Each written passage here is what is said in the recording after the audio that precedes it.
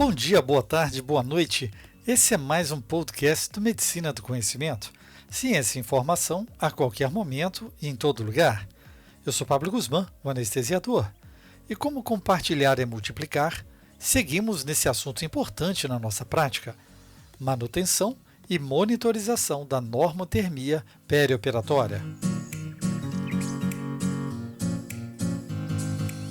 Em episódios anteriores, definimos que a hipotermia inadvertida, definida como uma temperatura sanguínea central menor que 36 graus Celsius, é frequente durante a anestesia. A hipotermia pode ser classificada como leve, se de 34 a 36 graus Celsius, moderada, de 30 a 34, e grave, quando menor que 30 graus Celsius. O controle da temperatura corporal é obtido por meio do equilíbrio existente entre a produção e a perda de calor. A produção é realizada por fatores que determinam a taxa metabólica do organismo, como o metabolismo basal das células do corpo e o metabolismo extra, por meio de atividades musculares e ações hormonais. A perda de calor ocorre por dois aspectos: pela condução dos tecidos profundos até a pele e pela transferência do calor da pele para o meio ambiente. Didaticamente, dividimos as fases de hipotermia durante a anestesia em três. Na fase 1, ocorre uma redistribuição do calor do compartimento central para o compartimento periférico. A primeira fase do desenvolvimento da hipotermia é geralmente limitada à primeira hora da anestesia, período durante o qual a temperatura do compartimento central cai de 1 a 1,5 graus Celsius, a menos que os pacientes sejam ativamente aquecidos. Supondo que um paciente comece a cirurgia com uma temperatura central de 37 graus Celsius, esse paciente provavelmente estará hipotérmico, menos de 36 graus, 60 minutos após a indução da anestesia. Durante essa fase, a produção de calor metabólico é reduzida em até 40%. Durante a fase 1, o declínio rápido da temperatura do compartimento central ocorre porque a anestesia leva à vasodilatação periférica, ao mesmo tempo em que a faixa interlimiar se alarga de mais ou menos 0,2 graus Celsius para mais ou menos 4 graus Celsius, e a vasoconstrição torna-se indisponível. Os shunts termorreguladores são vasodilatados, e o calor que normalmente é confinado ao compartimento térmico central é redistribuído para a periferia. Com a indução da anestesia, como a faixa interlimiar se alarga, o gradiente de temperatura entre o núcleo e a periferia ultrapassa a diferença normal de 2 a 4 graus Celsius. A resposta natural é compensar, transferindo calor para o compartimento periférico, sempre a favor do gradiente de temperatura. Assim, à medida que a temperatura das extremidades distais aumenta, a temperatura do compartimento central diminui.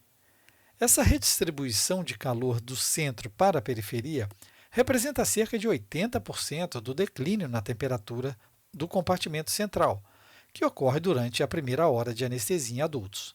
Diferente do que falamos, os bebês e as crianças experimentam pouca redistribuição de calor, porque suas extremidades pequenas os fazem principalmente centrais. Durante a fase 2, ocorre o declínio linear da temperatura corporal. A segunda fase da hipotermia se desenvolve entre a primeira e terceira horas de anestesia, período durante o qual a temperatura do compartimento central declina outro grau ou 2. A redistribuição de calor do compartimento central para o compartimento periférico ainda está ocorrendo, por causa da vasodilatação induzida pela anestesia. No entanto, durante a fase 2, a perda de calor do compartimento central, através de redistribuição, contribui com apenas cerca de 43% desse declínio contínuo da temperatura, em comparação com os 80% da fase 1. E, finalmente, durante a fase 3, ocorre o platô de temperatura no compartimento central. A terceira fase da hipotermia se desenvolve após 2 a 4 horas de anestesia. Sob anestesia geral, quando a temperatura do compartimento central atinge entre 34 e 35 graus, o declínio linear diminui e um tipo de estado térmico estável ou platô acontece. O conteúdo de calor corporal continuará a diminuir, mas uma separação entre os compartimentos térmicos central e periférico se desenvolve para reter o calor metabólico restante no centro. Com 34 e 35 graus Celsius, o paciente é suficientemente hipotérmico para ressurgirem as respostas autonômicas e para desencadear a vasoconstrição protetora.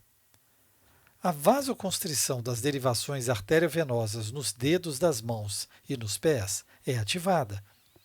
Este momento pode ser quantificado subtraindo-se a temperatura da pele da ponta do dedo da temperatura da pele do antebraço, para se obter a diferença de temperatura. Quando a diferença excede 4 graus Celsius, ocorre vasoconstrição significativa. Ao longo do tempo, o gradiente normal de temperatura do compartimento central para o compartimento periférico é restabelecido, uma vez que a vasoconstrição reduz a perda de calor cutânea das extremidades. Durante a administração de anestesia regional, a faixa interlimiar se amplia significativamente, 3 a 4 vezes o valor normal.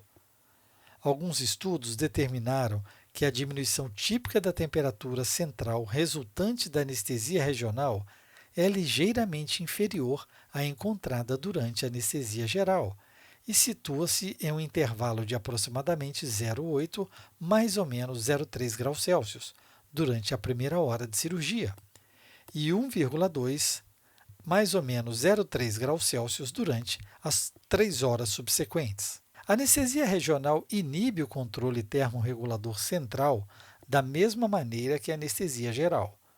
Além disso, os nervos simpáticos e motores periféricos são bloqueados, uma vez que a condução nervosa é interrompida em mais da metade do corpo. Com a anestesia regional, a informação térmica das extremidades inferiores não atinge o hipotálamo e a ativação normal das defesas regionais contra o frio, como a vasoconstrição e o tremor, são prejudicadas. A combinação de anestesia geral e de anestesia regional produz uma desregulação da temperatura ainda mais acentuada. Em ambos os tipos de anestesia, a redistribuição de calor do compartimento central na fase 1 ocorre durante a primeira hora de cirurgia, seguida de declínio linear na fase 2, durante a segunda e terceira horas. No entanto, sem a capacidade vasoconstritora nas extremidades inferiores, a mesma temperatura central da fase 3 não pode ser alcançada sob anestesia regional, e a queda linear na temperatura do compartimento central progride sem o ressurgimento das defesas termorreguladoras. A perda de calor pode até se acelerar, possivelmente devido a uma combinação de vasoconstrição prejudicada e vasodilatação dos membros inferiores. De fato, a vasoconstrição do shunt arteriovenoso, que é necessária para se recuperar da hipotermia, ocorre quase 1 hora depois, e a queda da temperatura do compartimento central inferior, em pacientes que recebem a associação de anestesia geral e espinhal.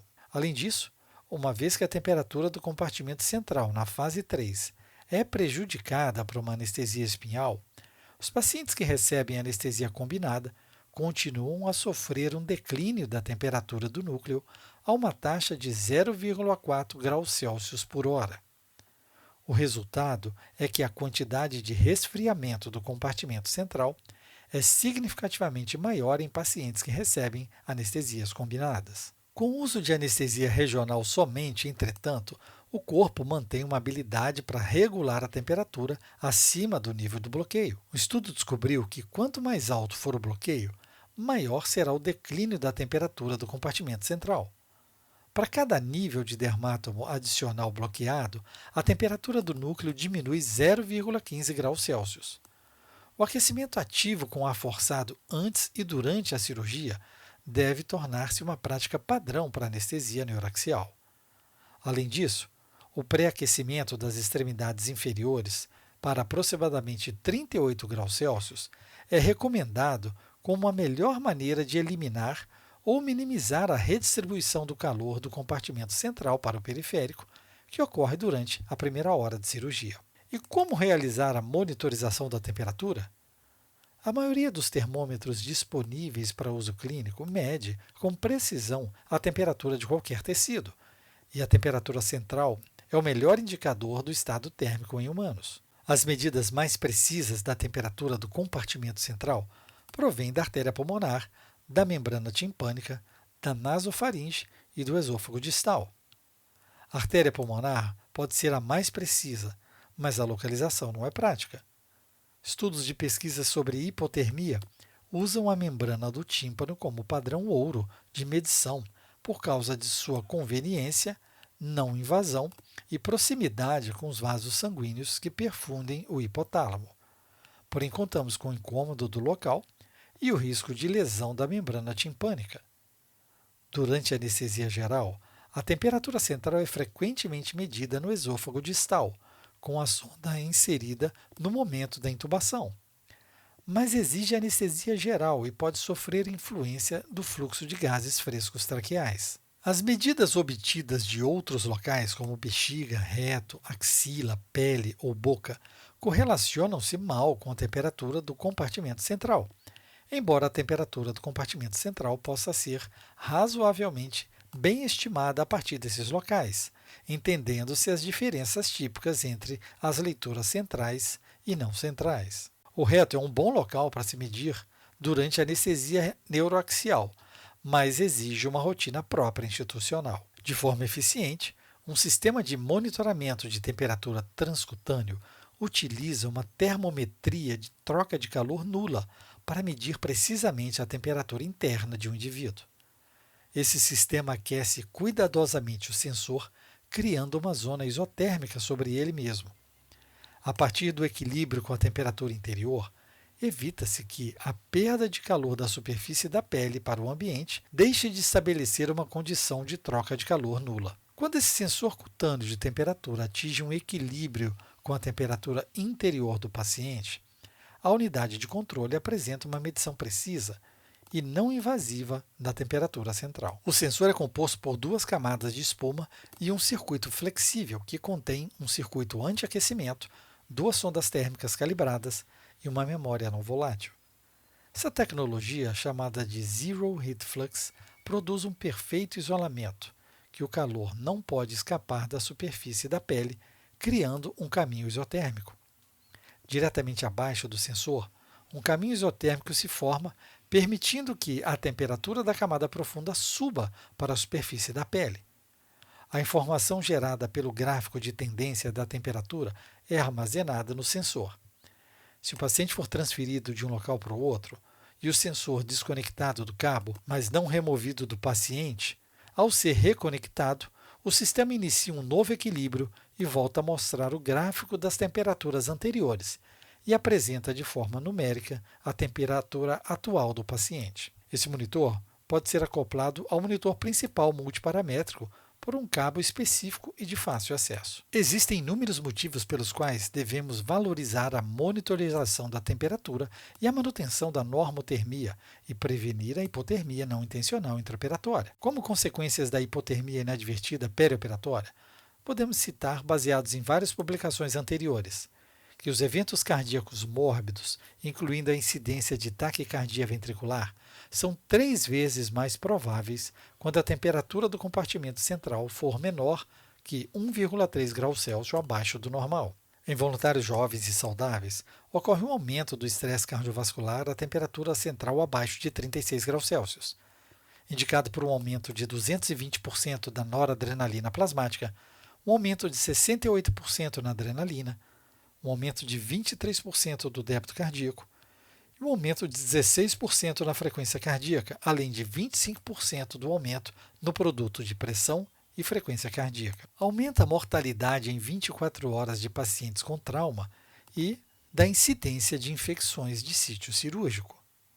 Ocorre também um aumento da perda sanguínea intraoperatória e da necessidade de transfusão de sangue e hemoderivados. Além disso, um aumento do tremor pós-operatório e excessiva estimulação do sistema nervoso simpático, com diminuição do metabolismo de fármacos, incluindo anestésicos e relaxantes musculares, com maior duração da hospitalização e aumento do tempo de permanência na sala de recuperação anestésica, podendo, com isso, aumentar os custos associados à cirurgia. Fique ligado nos próximos podcasts para mais dicas e atualizações sobre esse tema. Esse podcast tem um apoio científico da 3M Healthcare. A 3M acredita no poder da ciência para criar soluções que impactam a vida dos pacientes, profissionais e instituições de saúde, reduzindo complicações relacionadas à assistência à saúde, como a hipotermia perioperatória. Ative a notificação para ser informado quando o novo podcast for publicado. Você pode escutar também a rádio web www.medicinadoconhecimento.com.br. Para escutar os nossos podcasts, siga nas plataformas Spotify, Deezer, Apple e Google Podcast, Amazon Music, SoundCloud e YouTube e mais uma dezena de agregadores. Você será avisado quando o novo tema for ao ar. No Medicina do Conhecimento, você escolhe o player da sua preferência. Fique ligado nas redes sociais, Twitter, Facebook e Instagram, Medicina do Conhecimento. Afinal, compartilhar é multiplicar.